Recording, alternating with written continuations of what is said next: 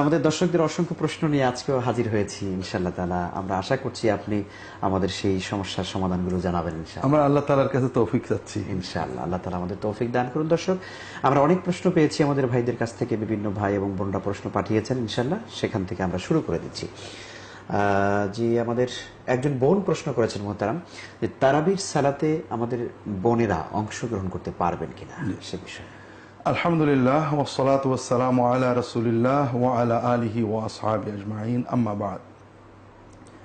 জি, এখানে প্রথমতই যে মূলনীতিটা আমাদের বোঝা দরকার, ইসলামে নারী এবং পুরুষের ধর্মীয়, জাগতিক, সামাজিক দায়িত্ব অধিকারগুলো সমান। ইবাদতের ক্ষেত্রে তাদেরকে অধিকার বঞ্চিত করা হয়নি, তবে দায়িত্ব কম দেওয়া হয়েছে। যেমন জামাতে সালাত আদায় করা মেয়েদের অধিকার, কিন্তু দায়িত্ব নয়। পুরুষদের জন্য এটা ফরজ বা ওয়াজিব দায়িত্ব, কিন্তু মেয়েরা তাদের প্রাকৃতিকভাবেই অনেক সময় তাদের জন্য জামাতে যাওয়া কষ্ট হয়ে যায়। এই জন্য রাসূলুল্লাহ সাল্লাল্লাহু আলাইহি ওয়াসাল্লাম তাদের অনুমতি দিয়েছেন, তোমাদের অধিকার আছে জামাতে যাওয়ার, তবে তোমরা না গেলে তোমরা গুনাহগার হবে না। তারাবির জামাতও একই অবস্থা। রাসূলুল্লাহ সাল্লাল্লাহু আলাইহি ওয়াসাল্লাম 3 দিন জামাতে তারাবি আদায় করেছেন, আমরা গত এক পর্বে বলেছি। অর্থাৎ প্রথম রাত্রে ঈশার পর থেকে যে কিয়ামুল লাইল আমরা করি, রাসূলুল্লাহ সাল্লাল্লাহু আলাইহি ওয়াসাল্লাম এটা জামাতে করতেন না। একবার মাঝরাত্রিতে উনি মসজিদে এতেকাফের সময়ে তার যে ছোট্ট চাটায়ের ঘরের ভিতরে যখন তাহাজ্জুদ পড়ছিলেন, তখন পিছনের সাহাবীরা দাঁড়িয়ে গেছিলেন জামাতবদ্ধ হয়ে। 3-4 রাত পরে উনি ওটা কন্টিনিউ করেননি।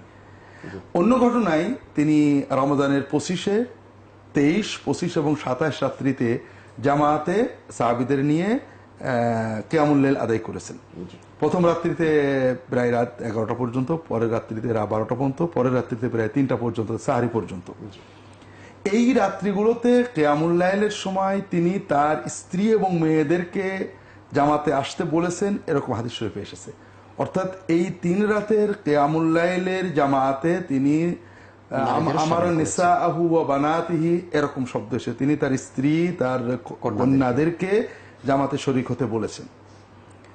এরপরে আরেকটা ঘটনা আমরা আগে আলোচনা করেছি, যে উবাই ইবনে কাব রাদিয়াল্লাহু তাআলা আনহু তার বাড়িতে কিয়ামুল লাইলের জামাত কায়েম করেন, এবং সেটা মেয়েদের জন্য মূলত।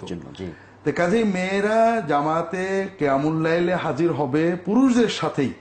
মেয়েদের যে জামাতে থাকার যে ব্যবস্থা, পৃথক কাতার, পৃথক এলাকায়, যাতে সালাতের গাম্ভীর্য ইবাদত হয়, কিন্তু নারী পুরুষ একত্রিত হয়ে মানসিক কোনো অধৈর্য বা অশান্তির ফিতনা তৈরি না হয় সে বিষয়ে এভাবে তারা তারাবির জামাতে রাসূলুল্লাহ সাল্লাল্লাহু আলাইহি ওয়াসাল্লামের সময় উপস্থিত হয়েছেন।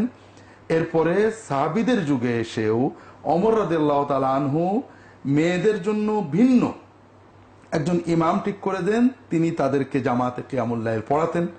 পরবর্তীতে আলী রাদিয়াল্লাহু তাআলা আনহুর সময়ে পুরুষদের মূল জামাতেই পিছনে মেয়েদের জামাতে কিয়ামুল লাইল পড়ার ব্যবস্থা করা হয়। এই জন্য ইসলামের মূল নির্দেশনা হলো মেয়েরা সমাজের অন্য সকল বিষয়ের মতোই সালাতের জামাতও পুরুষদের সাথেই থাকবেন। এমন নয় যে তারা সেগ্রিগেটেড, ভিন্ন হবেন। আমাকে অনেক সময় প্রশ্ন করে যে মেয়েরা আলাদা ঈদের নামাজ করবে, মেয়েরা আলাদা তারাবির জামাত করবে। এটা কিন্তু ইসলামের সুন্নাহ না। ইসলামের সুন্নাহ হলো সমাজটা একীভূত থাকবে। পুরুষদের বড় জামাতেই মেয়েরা থাকবেন, পুরুষদের দর্শে মেয়েরা পিছনে থাকতেন। রাসূলুল্লাহর সময়ে পুরুষদের জামাতেই মেয়েরা শরীক হতেন। এই জন্য সবচেয়ে উত্তম হলো যদি সম্ভব হয় মেয়েরা বড় জামাতেই মসজিদে অথবা বাসায় যে জামাতগুলো আমরা করি, ছেলেদের সাথে ভিন্ন পর্দার সাথে ইসলামী আদবের সাথে মেয়েদের ব্যবস্থা করা, এটা হলো সবচেয়ে সুন্দর এবং সুন্নাহসম্মত। কারণ অনেক সময় আমরা বলি যে মেয়েদের জামাত বন্ধ হয়ে গিয়েছে, রাসূলুল্লাহ সাল্লাল্লাহু আলাইহি ওয়াসাল্লাম পরে সাহাবীরা বন্ধ করে দিয়েছেন, কথাগুলো ঠিক নয়। কোন সাহাবী মেয়েদের 5 ওয়াক্ত ফরজ জামাতে যাওয়ার ব্যাপারে আপত্তি করেছেন, এটা নিঃসন্দেহে, এটা তাদের ব্যক্তিগত মতামত ছিল।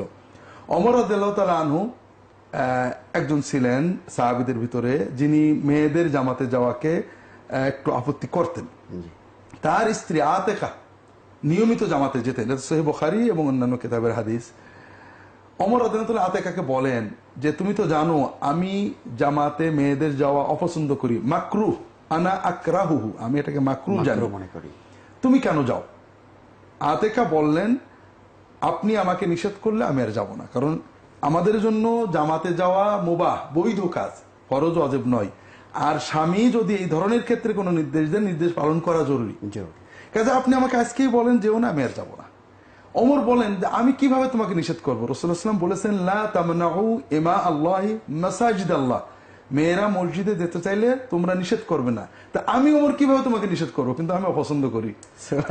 তাহলে বোঝা গেল ওনার অপছন্দটা ওনার ব্যক্তিগত ছিল। এবং আতেকা কি বললেন যে আপনি অপছন্দ নিয়ে আপনি থাকেন, আপনি নিষেধ না করলে আমি যেতেই থাকবো। এবং ওমর রাদিয়াল্লাহু তাআলা আনহু যেদিন শহীদ হন, ওই দিনের ফজরের জামাতেও আতেকা জামাতে শরীক ছিলেন।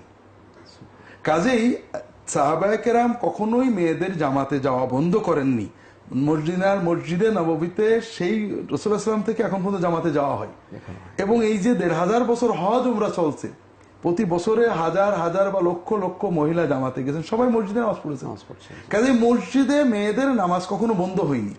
বিশেষ করে তারাবির নামাজে মেয়েদের যাওয়াটা, এটা তো রাসূলুল্লাহ সাল্লাল্লাহু আলাইহি ওয়াসাল্লাম নিজেই বলেছেন এবং ওমর রাদিয়াল্লাহু তাআলা নিজে ব্যবস্থা করেছেন।